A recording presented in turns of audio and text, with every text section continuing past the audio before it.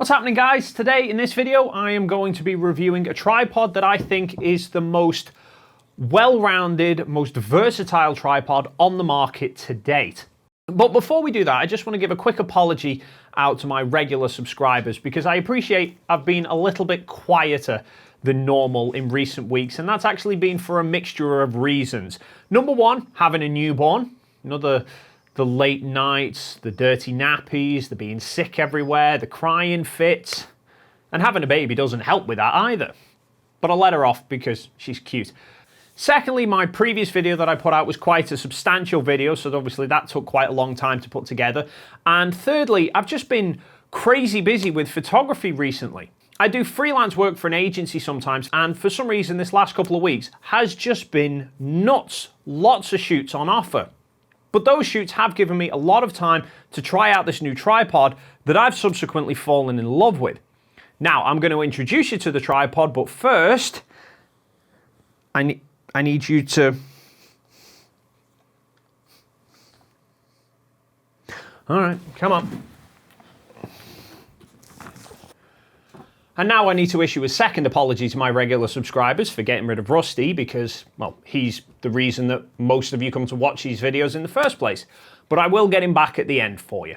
Anyway, here is the tripod that I have fallen in love with. It's from K&F Concept. It is the SA254T1. What a catchy name for a product. Now, a couple of disclaimers here. Firstly, K&F Concept have sent me this tripod for free to test and review. Secondly, there is a link in the description box down below to this tripod. It is an affiliated link, so anyone who purchases this tripod through that link, I will earn a commission from it.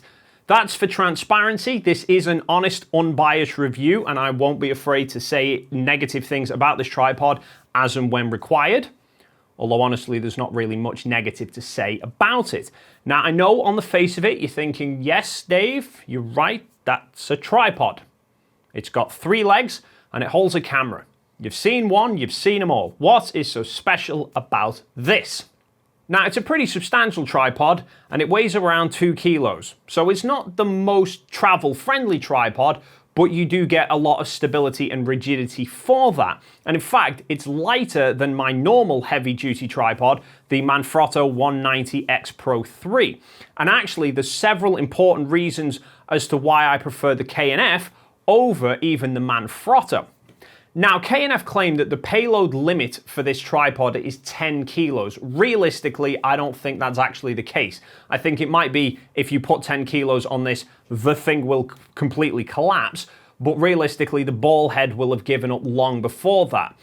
I'm suggesting that because my 190 is only rated to 8 kilos, and that's more heavy duty than this. But I wouldn't worry about that realistically because just for reference here, if you were to take a Canon C700 cinema camera and fit it with a 200 to 400mm f4L IS lens, those combined is only 7.2 kilos. So for us mere mortals who are using mirrorless cameras and DSLRs with, let's say, relatively lightweight lenses, all of them are going to be more than enough for this to handle. But let's get on to why I think this is a fantastic tripod. First of all is the heights that it can contend with. The Manfrotto 190 at maximum height, legs fully extended and the center column raised, can reach 171 centimeters. That is from the floor up to the camera mounting plate. The K&F can reach 172 centimeters just from extending the legs alone. Now, straight away for me, that is a big selling point because one thing that the K&F and the Manfrotto have in common is that you can angle the center column over, and this allows you to get the camera pointing straight down over a subject.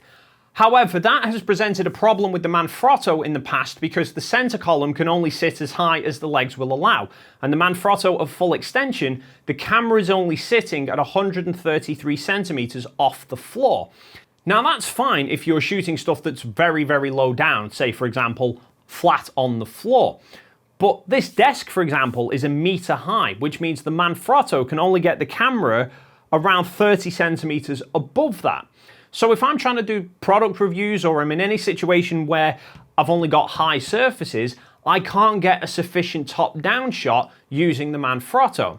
This, we already know, is naturally a higher tripod because the legs go further. But some of you eagle-eyed viewers might have noticed there's still a center column here. That's because this actually has the ingenious design of two center columns.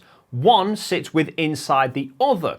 And what that means is you can have the inner center column sitting horizontal, so you've got a top-down view with the camera, but the outer center column still allows you to raise that up. As a result, the maximum height that you can get the camera pointing straight down with this is 196 centimeters. And another aspect of the two-part center column is that the inner center column doesn't have to be angled horizontally. It can still sit vertical like this, and then the second center column can still go up. As a result, without the legs even extended, you can get the camera sitting pretty much at chest height just from the center columns and the standard legs alone. With the legs and the center columns fully extended, you can get your camera sitting 244 centimeters off the floor, or as you and me also know it, 8 foot. Which I think we can both agree, 8 foot in the air is pretty impressive. But even more so, it's pretty stable as well. There's obviously a bit of wobble in there if you're swinging on the thing. Most things would wobble at 8 foot in the air. And obviously, if you've got the camera that high in the air in a strong breeze, there's probably going to be a little bit of wobble. But all in all, it's surprisingly stable being so high up. But it's not just high vantage points that this tripod can manage, it can also do low vantage points as well. Although admittedly, this is one aspect of this double center column design that does present a little bit of a nuisance. It's not impossible to get low angle shots, but you just have to adapt things slightly. So the spring-loaded hook that's on the bottom here for hanging your bag on, etc., you have to unscrew this off the center column. You then take the entire two-part center column out, and then you put it back in upside down. And then with this, you can either hang the camera completely upside down, or you can set the inner center column horizontal and then keep your camera at least in the right orientation. So it's not the most elegant way of doing this, you know, having to essentially dismantle a tripod and put it back together, but that is a sacrifice that has to be made for this double center column design, and giving the extra flexibility that allows you with going up in the air, I would say it's a worthwhile cost. So a tripod that lets you mount the camera anywhere from 8mm to 8 foot off the floor, that is pretty impressive in of itself. But it's not done yet. It's still got one more party piece concerning this particular leg with the foam grip on it. Because you can unscrew this leg, so this is no longer a tripod, and then you can unscrew the ball head and mount it onto here, and you have yourself a monopod. Or you can go one better and leave the ball head on the center column, take both the inner and outer center column off, and then using the screw thread that your hook would normally sit into, screw that onto your monopod, and now you have a monopod that I can't even get vertical because it crashes into the ceiling. I kid you not, this is insane. Now, I'll be honest, I don't actually use monopods. I bought one when I first started in photography, thinking I would use it trackside at motorsport events because I'd seen other people use them, but I've personally found I just didn't like using them. But the other thing about the monopod that bugged me sometimes was that I never knew whether I'd want to use a monopod or a tripod, and half the time I'd end up taking both, which is just then a nuisance having to carry both of them around. And what I actually found I ended up doing was just going, I'll just take the tripod, and if I need a monopod, I'll just only extend one leg and use it that way.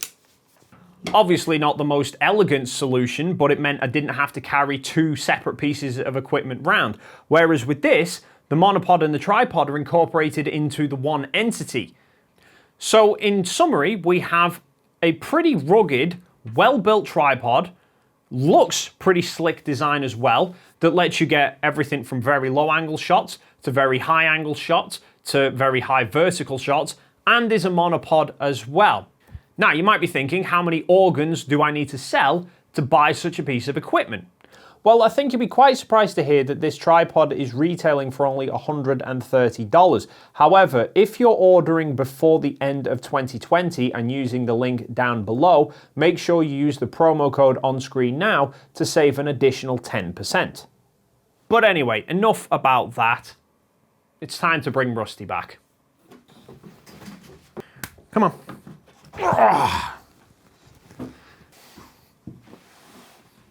So that is why I think the K&F SA254T1 is the best all-round, most versatile tripod, arguably the best value for money tripod that I think I've ever seen.